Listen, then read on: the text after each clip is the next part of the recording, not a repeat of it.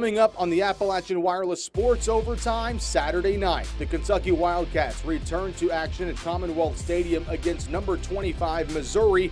The Morehead State Eagles open Pioneer League play at home versus the Davidson Wildcats. And another chapter gets written in the battle for the Brass Lantern rivalry as the Cumberlands Patriots welcome in the Union Bulldogs to James H. Taylor Stadium. Perry Central running back, Seth Napier. Sports Overtime Saturday night starts now.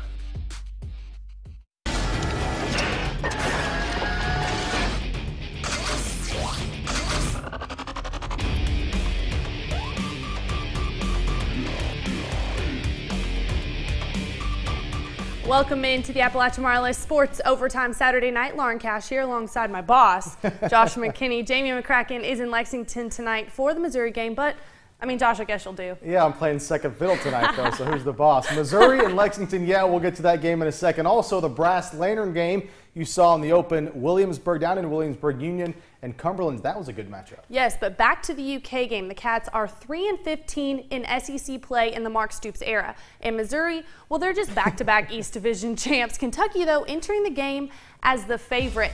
Patrick Tolles shaking hands, kissing babies with fans pregame, getting fired up for Missouri. Head coach Mark Stoops ready to notch another win on this season. 4 minutes to play in the first quarter here. Tigers driving. Now, when we say Matty Mock was open and he had all day to throw, we seriously mean he had all day to throw. It was all game long. Javon Moore in the corner for the end zone. Mizzou on the board first, 7-0. Ensuing possession for Kentucky. Cats backed up 2nd and 18. Tolles goes over the middle to Garrett Johnson. He gets the first down, and Moore finally brought down midfield. Well, that play worked so well. Well, they went right back to it on the very next play. Tolles to Garrett over the middle. Gets down inside the 30-yard line. Cats moving the ball. Same possession here. First play of the second quarter. Tolles. Kind of a broken play here, though. Gets it done with his feet. 14 yards for the touchdown. The scamper. Kentucky ties it up with Mizzou. 7 apiece. That would be your halftime score. Barn burner. To the third quarter we go. First and goal from the 24 for the Cats. Tolles having most of his success over the middle.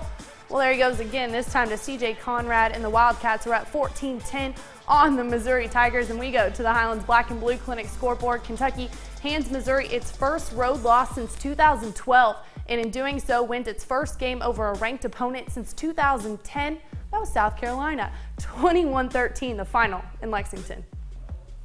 Hello to Maria Tanner with a very happy Coach Stoops. You know, Coach, I saw you huddling up with Patrick Tolles and your offensive coordinator, Shannon Dawson. Before they come back off on the field, what were you guys discussing before the last offensive series? Just the last series? Well, we were debating about whether to take it, what plays we were going to run. Essentially, run or pass, but we knew we had to take care of the ball and try to get them to use their timeouts.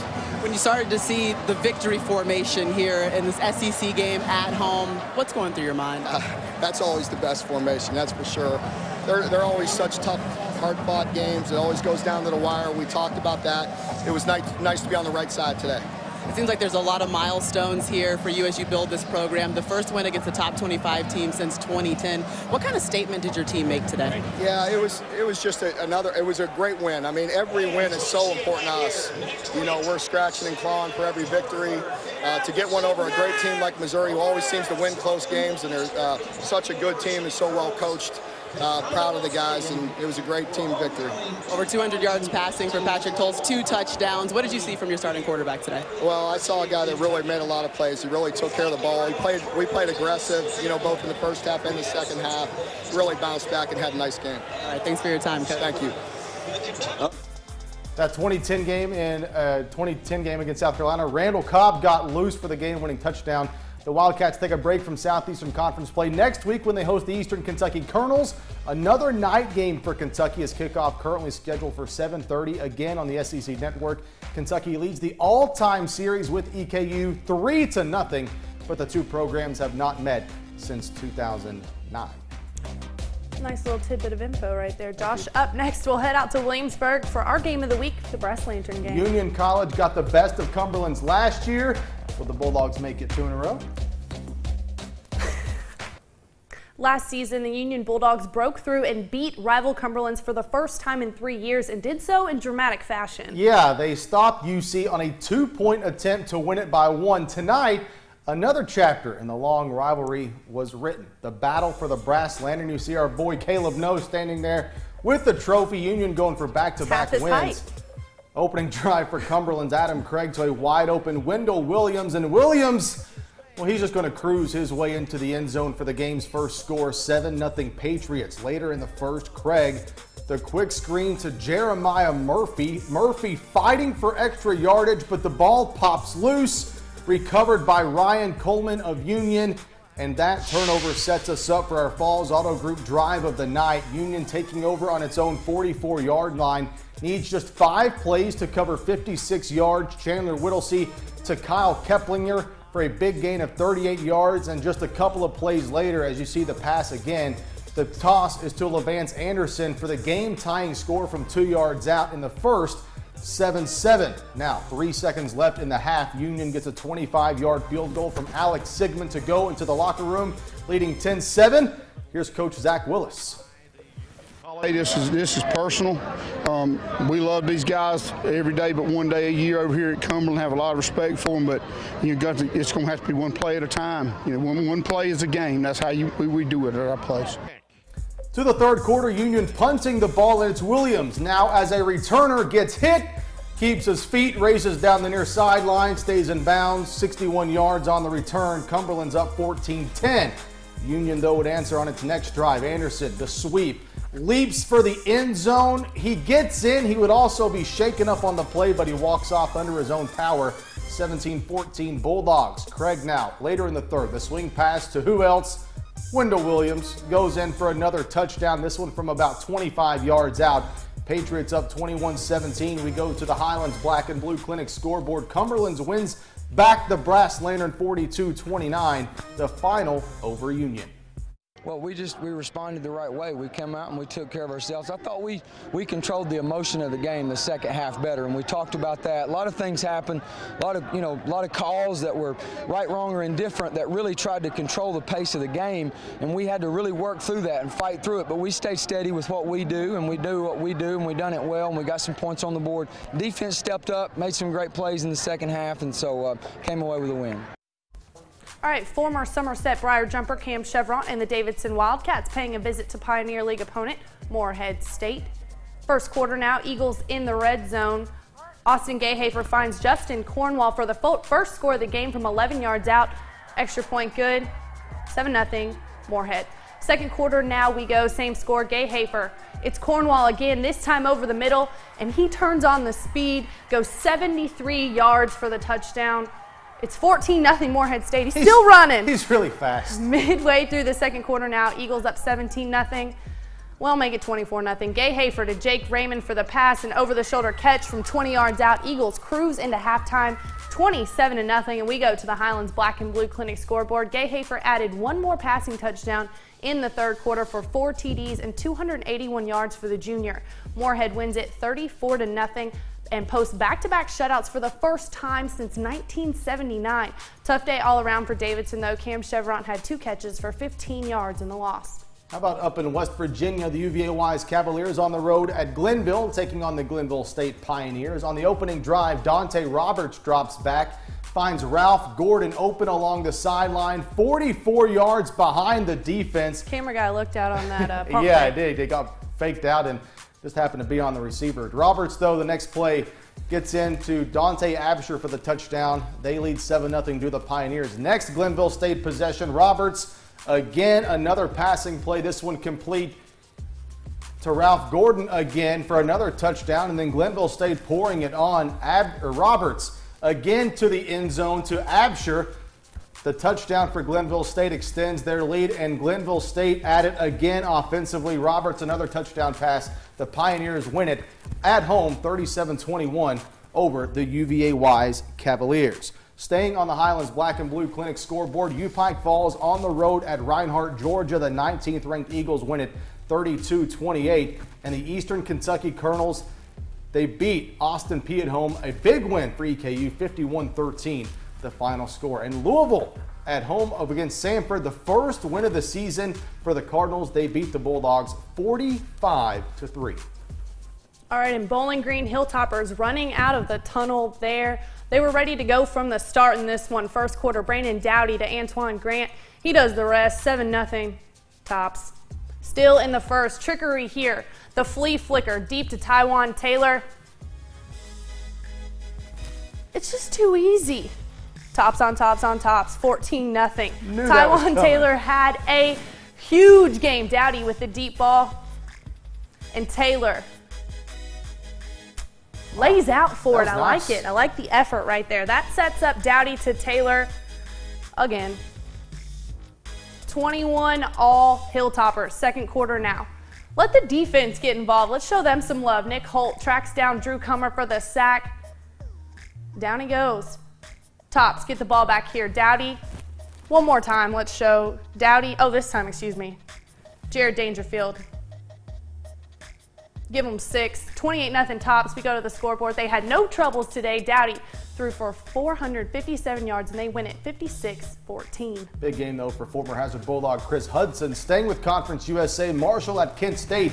Golden Flashes score in the third to go up 19-7, but on the ensuing kickoff, Anthony Melchiori fields it at his own 7-yard line, bounces it to the outside, and he will not be caught. 93 yards. Marshall down just 19-14. Same score in the fourth. Chase Litton on the QB rollout hits Ryan Urachek.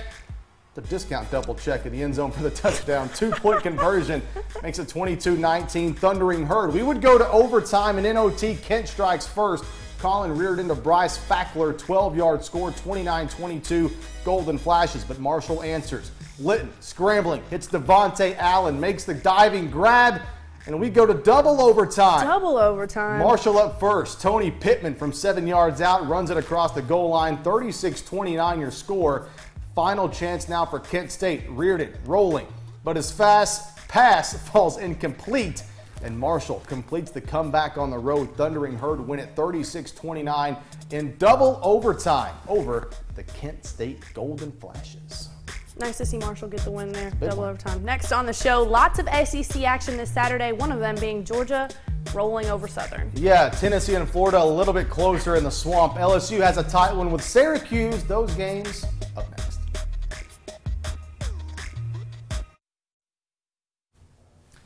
SEC football in full swing this afternoon. Kentucky faces Tennessee on October 31st, but today the Volunteers down in the swamp. Yeah, the Gators have won 29 straight wins over Kentucky, and today they were going for 11 straight over UT. What's up with Florida and their streaks? All about the streaks. Over teams. Tennessee trying to snap a 10-game losing streak to the Gators. Vols up 20-7 in the third when Kelvin Taylor runs it in from 4 yards out, pulls Florida to within 6, 20-14. Same score in the fourth quarter now. Jalen Hurd from 10 yards out, another touchdown for the Volunteers. Tennessee extends their lead 27-14. Under 5 to play now. Gators down to 13. Will Greer in the flat to Brandon Powell for the 5-yard score. Deficit now 6. 69 seconds remaining. Florida facing a 4th and 14. Greer all day to throw. Connects with Antonio Callaway for the first down, but Callaway once more around the defenders and down the sideline. 63 yards for the Gator touchdown. 28-27 Florida.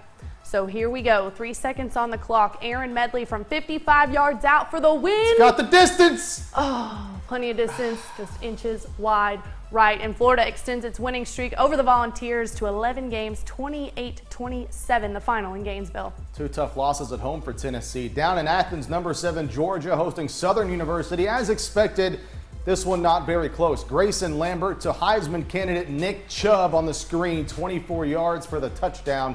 10-0 Bulldogs to the second half. Now Chubb this time with the carry. 9 yards up the middle for his second score. 27-6 Georgia in the third. Later in the third, Chubb and the Bulldogs put it away. 49 yards down the near sideline for Chubb. 131 yards total on 15 carries. 2 rushing touchdowns for the Georgia back. And number 7 Georgia rolls at home. 48-6 Georgia hosts Alabama next week. All right, I see you, Nick Chubb, and I'm about to raise you, Leonard Fournette. NBA Hall of Famer Karl Malone in the house for LSU Syracuse. His son plays for the Tigers. Now, this guy, who I just mentioned, may or may not be a future Hall of Famer at some level. Either way, he's really good right now. Leonard Fournette takes the pitch from quarterback Brandon Harris, who was under pressure. Fournette picks up the huge yardage down the sideline. He would later run it in for the touchdown. 7-0 LSU. Now 17-3 in the third. Orange, you just saw, cutting the deficit in. 40 yards here. Hey, it's a one-possession game against the Tigers. But what did we say about Fournette? Oh, yeah, he's good. Makes it look so easy. 61 yards to the house. 244 yards for Fournette. That's easy to say. The most ever for a Tiger on the road. 2 touchdowns. LSU wins it 34-24. Other scores around the Southeastern Conference. Look at this one. Number 3 Ole Miss by 11 at home over Vanderbilt, 27-16 in overtime. Texas A&M defeats Arkansas on the road, 28-21. Number 14 Aggies get the win. Mississippi State over Auburn, tough year for the Tigers so far, 17-9 in favor of the Bulldogs. Alabama blanks Louisiana Monroe 34-0, and South Carolina wins at home over Central Florida. Final score in Columbia, 31-14. Well, week 5 of the high school football season in Kentucky in the books. We'll recap the action from last night on the gridiron. Yes, and later this week's Sports Overtime Rewind, we look back on the last time Hazard and Perry Central played on the football field. Good game. From the Chicken Festival to Lee's Famous Chicken, district openers for a lot of teams across the WYMT coverage area last night, and some statements made by a few. We recap week 5 in this week's Lee's Famous Recipe Hazard and Whitesburg 2-minute drill. Week 5 of the high school football season meant the beginning of district play for several teams across the coverage area. Our Appalachian Wireless game of the week pitted rivals Prestonsburg and Shelby Valley against one another, and the Wildcats turned a 7-0 halftime deficit into a 12-7 win, thanks to 2 second-half rushing touchdowns from Chandler Rowe. Number 3 Johnson Central continued its hot start, notching a big district win over the Boyd County Lions, 59-12. How about Breathitt County?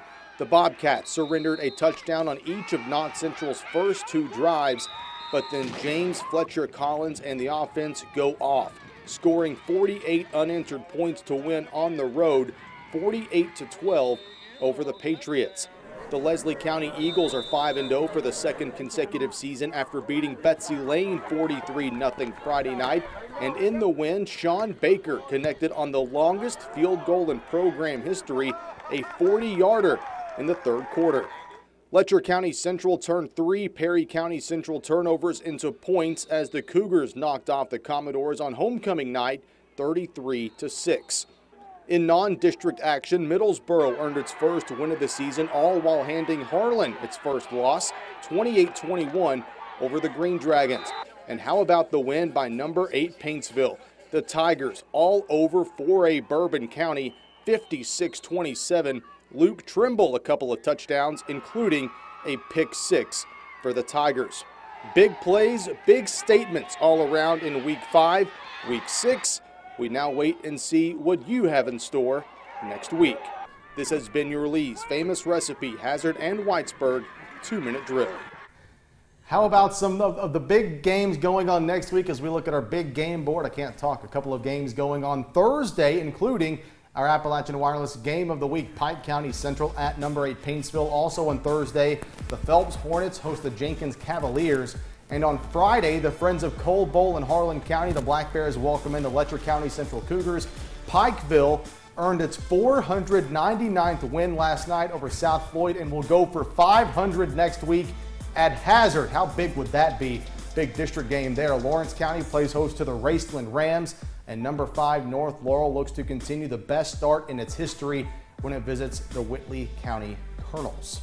Kind of a big week next week. Just a little. We continue our Sports Overtime Rewind segment next with the 2008 Hazard Perry Central football game. Yeah, a memorable final matchup between the Bulldogs and the Commodores from the speedy legs of Jordan Amos and the Hall Mary.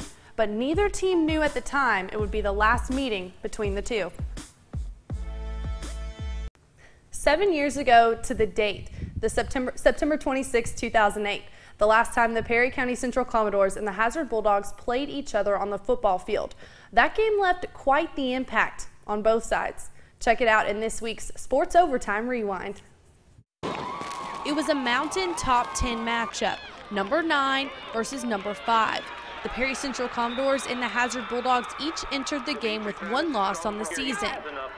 Senior quarterback Tyler Olinger rushed for the first score of the game, putting the Bulldogs up early. Tack on a field goal, and the Commodores found themselves trailing 10-0. Jordan Amos to the rescue. As a junior quarterback, he rushed for 969 yards and 16 touchdowns, teasing defenses with his scrambling ability. When it looked like a huge loss for the Commodore offense, he turned it into a huge gain and put Perry Central on the board 10-6. To the third quarter now, and here comes the rain. Bulldog running back Greg Adams takes the handoff, and off he went. 35 yards for the score, 16-6 Hazard. But back came Perry. Amos getting it done with his feet again. Avoids the pressure, sidesteps the tackle, count it. 2-point conversion good. Hazard clinging to a 16-14 lead. Fourth quarter, under 7 minutes to play, Perry Central faced a 4th and 14. Amos scrambling.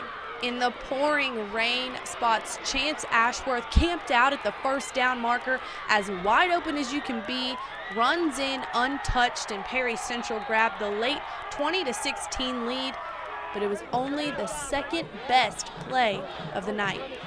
Why? Hazard with one last chance.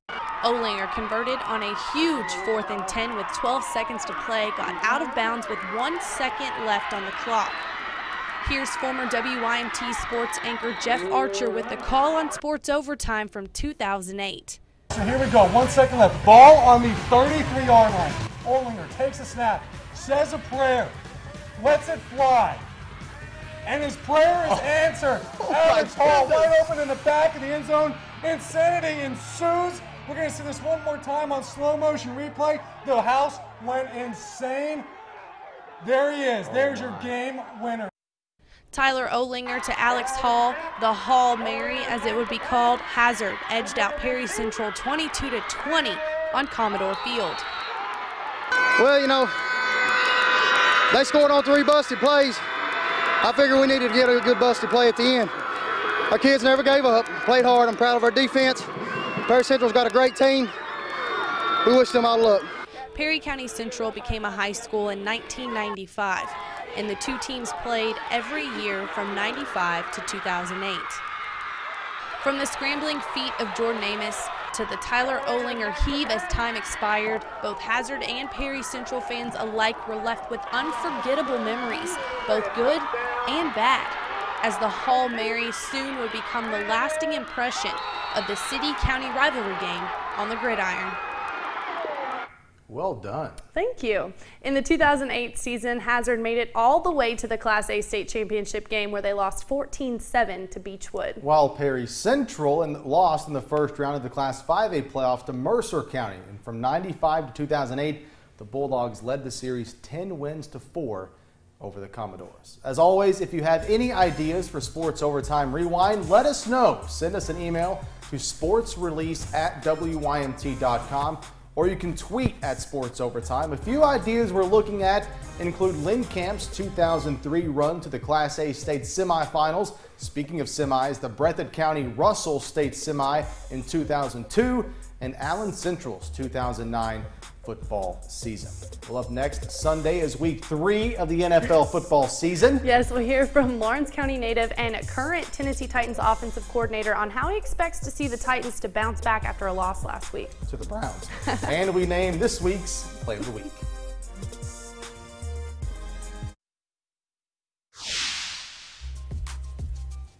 Time now for this week's Play of the Week. Let's go out to Texas Tech TCU. The Horned Frogs down 4 with 29 seconds to play. 4th and goal on the 4-yard line, and Trevon Boykin's pass is tipped by his intended receiver, but Aaron Green hauls it in off the tip drill, gets 1 foot in. Let's take another look. Just the way they drew it up. Yeah, I mean, exactly. Take another look here.